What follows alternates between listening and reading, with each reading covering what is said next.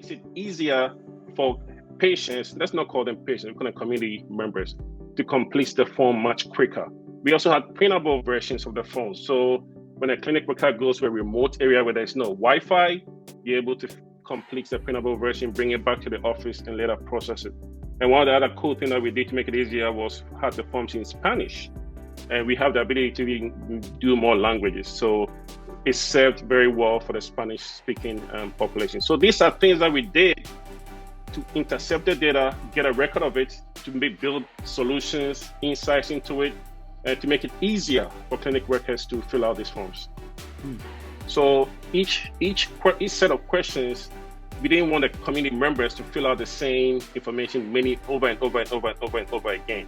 So the cool thing that we did was to pre-fill forms with the data that is needed from the clinic and the community worker filling out the form, and to make it easier for members to complete it. So all that happened behind the scene using a whole lot of software technology solutions, and that was pretty cool. It made it easier for forms to be filled out, for data to be sent, and that was what made it very, very cool. I remember it even got down to the, because I said, like you mentioned, I have to submit every week. I say how many, all of our data from the past week of all of our clinics, I have to submit that. And actually I just go into a folder, it preloads. So our team doesn't even need to do anything. It pulls out all that data from the last week. I have my spreadsheets, I download them. I just send them into the required submission to HRSA. So that makes my life easier. So that's one of the things I think we want to continue to do with technology here at Sostento, is to make our healthcare workers' lives easier, to make our lives easier, to make HRSA's lives easier, whatever we can do.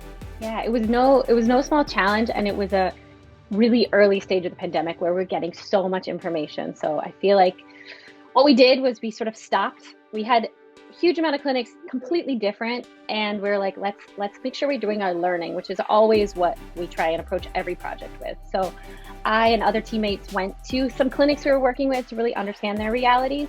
Again, there's a range. There are people with full staff, and there's people that are volunteers in a church basement. And so we needed to find a solution that would work for all different kinds of clinics with different kinds of tech sort of capabilities. I then also went to our team to understand, like Daniel, what kind of data do we need? What kind of information do we need? And then it was a bit of marrying those two need sets together to find like the minimum viable way forward. And I know I'll go into more depth, but I would say some learnings we had. We threw out a bunch of ideas and had many clinics like Good Sam and other clinics we work with closely, help us see how to make those ideas better. We really thought, we wanted clinics to be able to do it on their own as much as possible, but we realized we needed that in-person one-to-one conversation, that, sending them a packet of information would just, I think we knew that more questions would blossom. It would leave clinics not feeling empowered. It would put probably more onus on our team down the line. So we needed to find a way to come together with the clinics, but we couldn't meet one-on-one with everyone. So we came up with this sort of cohort model of, let's bring groups together, let's have calls. But again, trying to find that right balance of robust information, not overwhelming people, setting them up for success, but not having 20 meetings at once.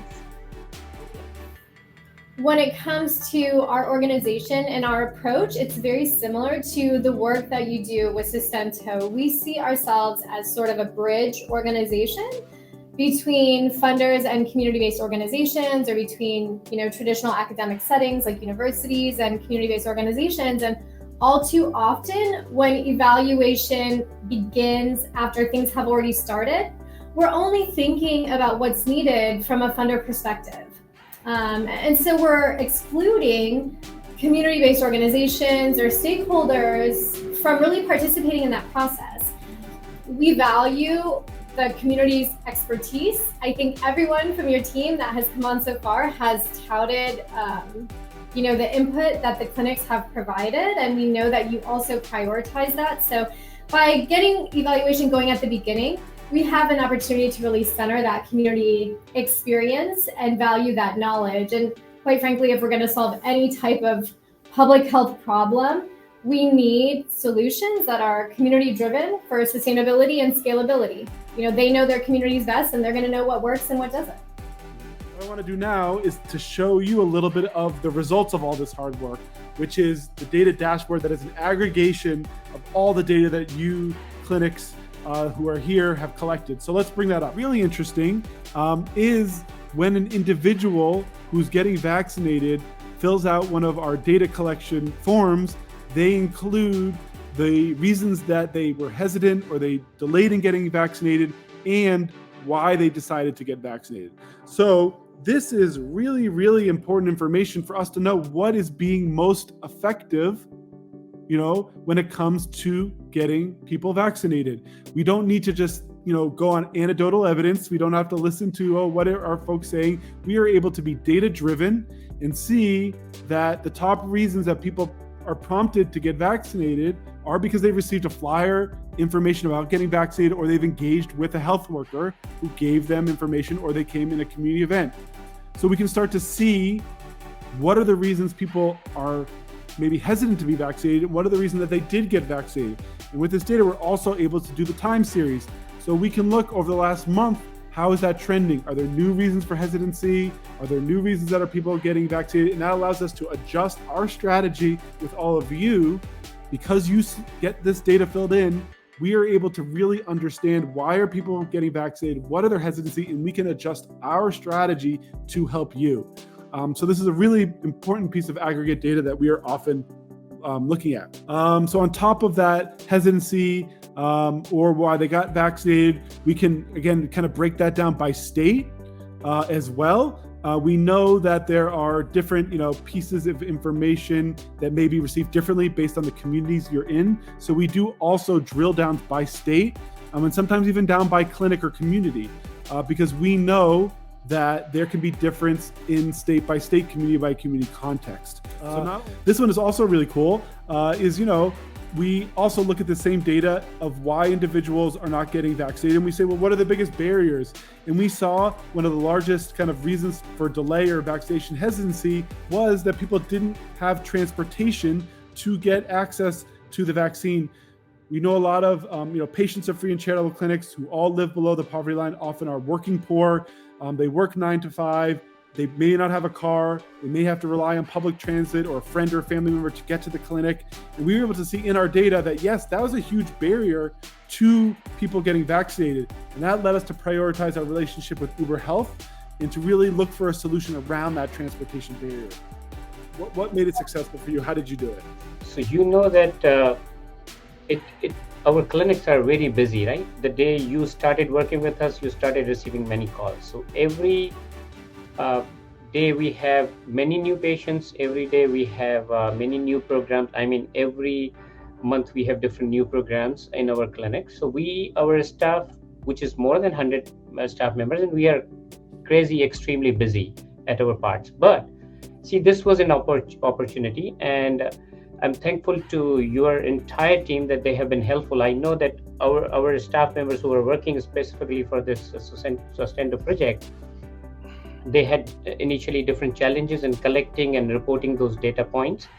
And finally, we were able to make sure that we have dedicated staff members who specifically put some time from the day and make sure that everyone is collecting the data. If they have challenges, we ask your team members, they were fixing it. And then, so this was the turnaround. So we were trying to close any loop within the same day. That way we have the right data in. We did we would take them out to our home visits, but wherever we went with vaccine, the survey went with us. So I think a lot of it is based on the fact that we had been doing vaccines before we started the data collection. And what Angela said earlier before the break about the building trust with the community,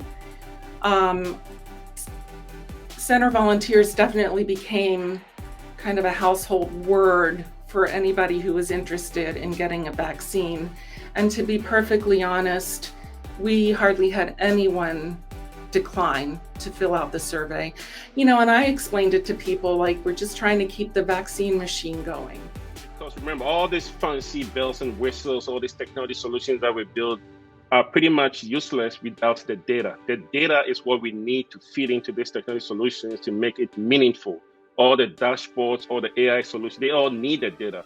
So everything starts with the clinic workers. It's a huge job that they have done. They have been very patient, and I see the data coming through every day, and it's big kudos to them. It all starts with them. So I want to thank them and that they are part of the bigger picture, and everything that they do is very, very appreciated. And on the clinic side, I just feel like it's, they had so few weeks to learn an entirely new process, work with a new team, understand our kind of way of thinking and working.